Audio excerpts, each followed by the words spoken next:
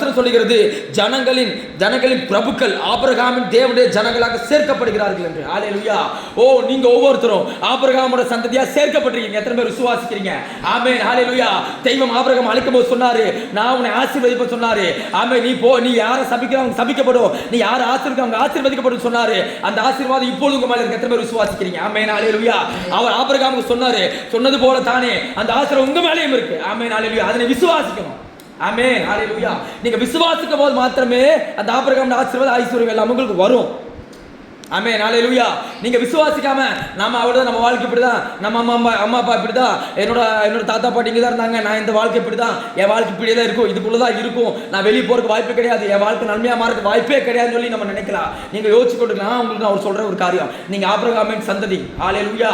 ஆமென். நீங்க பாத்தீங்கன்னா, ஓ, வானத்தை உண்டாக்குற கடவுளை விசுவாசித்து அவர் வார்த்தையை நம்பி வந்த அந்த ஆபிரகாமோட சந்ததி. ஹல்லேலூயா. ஆபிரகாம்